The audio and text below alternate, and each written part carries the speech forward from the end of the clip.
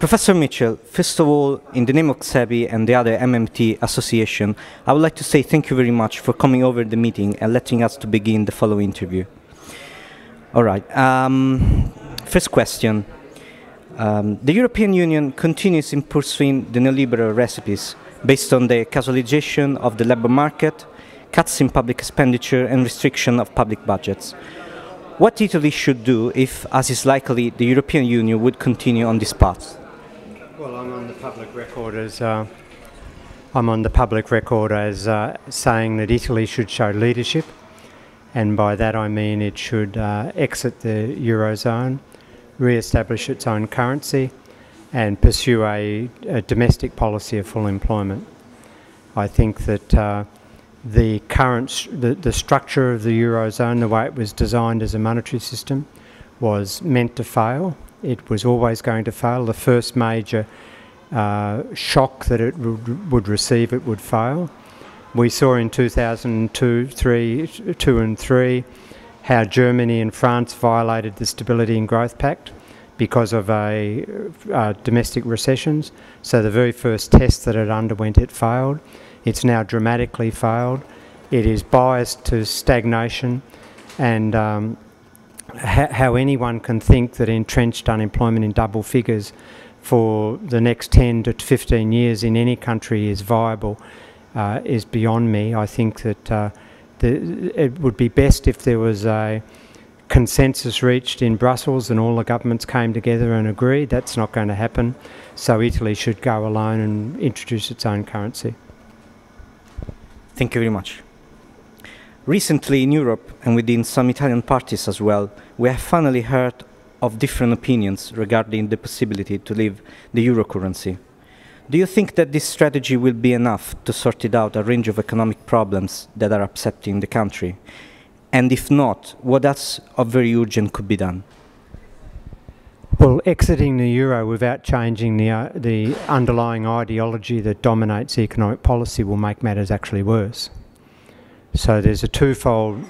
Each of the nations in the eurozone have two challenges. One is to restore their own currency sovereignty, but secondly to reorient the economic ideology away from obsession with fiscal surpluses and the use of unemployment to discipline prices, and in other words, get rid of the neoliberal paradigm and return to a policy structure which advances public purpose and ignores financial ratios. So it's not just a matter of exiting the euro. There's a fundamental rethink in economic policy needed so that governments return to serving public purpose and advancing social prosperity. Sounds good. Now I'd like to make you a couple of questions. One is about Australia and another one about Italy. In your opinion, there is any good lesson that Italy could borrow from Australia, referring to its economic and political pattern, once Italy will be able to leave from the European Union, as well as its dominating neoliberal perspective? Well, the one lesson that the world should learn from Australia, and I'm not here to say that Australia is perfect, it suffers the same sort of neoliberal biases that the rest of the world is. It's a global ideology that's existing.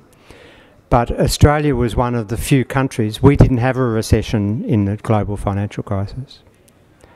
We had 1 quarter of negative GDP growth, and then GDP grew again. So we never had the recession. And the reason for that is quite straightforward. In late 2008, the Australian government abandoned temporarily its neoliberal biases and introduced a very large fiscal stimulus in 3 parts. One was a cash handout, then there was very large public infrastructure programs, and that substantial increase in net public spending, which was very rapid, regenerated growth very quickly. And so in an economy that was subject to the same sort of pressures of the world coming during the global financial crisis, we were able to avoid a recession by not worrying about what the deficit was, just spending enough to keep growth going. And what that proved was that, and the Australian Treasury admitted that it wasn't the lowering of interest rates that were the reason for growth, it was the rise in the deficit. So what that demonstrated was, one, that fiscal policy is very effective in both directions. If you cut net spending, you'll get slower growth, and you can devastate growth if you cut it enough with austerity. And if the private sector spending is falling, then the government deficit can rise and restore growth. That's what it proved.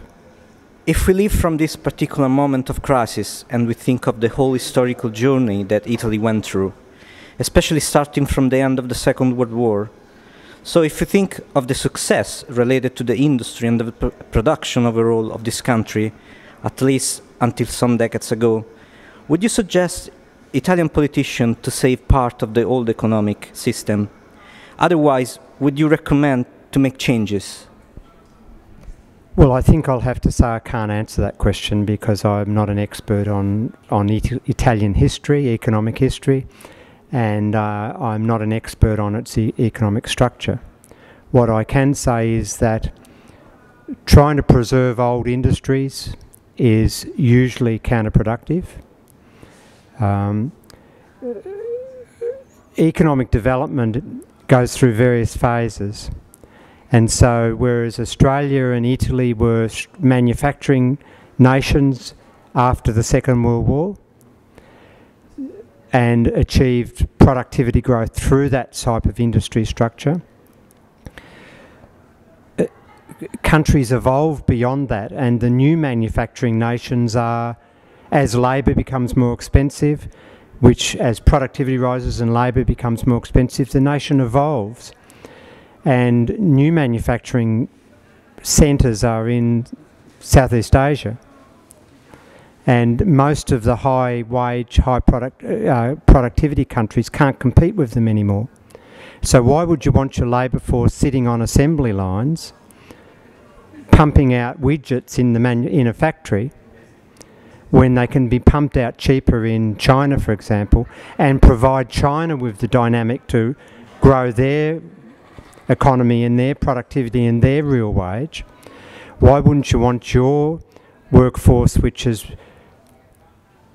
been upskilled by education and to provide different types of services, such as personal care services and sophisticated types of manufacturing rather than the old industry type manufacturing? So I think that there's a lot of fear about structural change that is unwarranted, that a government should be trying to introduce policies that exploit the current skill sets of the workforce and not being scared to allow some industries to decline and new industries to rise. Otherwise, there's no progress in an economy, and otherwise the poorer countries, the developing countries, don't get a chance to grow in the same way that the now advanced countries, which were poor at one time, grew. So that's what I would say. Now the last question. MMT in Italy is well established for years, especially thanks to the work of the journalist Paolo Barnard, who first revealed this movement to the general public, and also through the efforts of the organization that have been working for years in this area. Well, what about the newborn CSEPI, which in its scientific committee brings together many leading figures of critical theory, including you? One of the CSEPI's purposes is to gather critical point of view with the intention to convey all of them into Italian society. Do you have any wish for the newly constituted association? Well, what I've said on the public record now is that I think that all the groups should come together, and if there are any personal differences, they should overcome them and work together. My role isn't to be associated with a particular political group. My role is as an independent academic, and I'm going to stay that way. I've always been that way. I'm not aligned with any political party or movement. But I I'm prepared to provide educational support for a group, but not to be formally affiliated with it. And I wish you the best of luck. Thank you very much. No worries.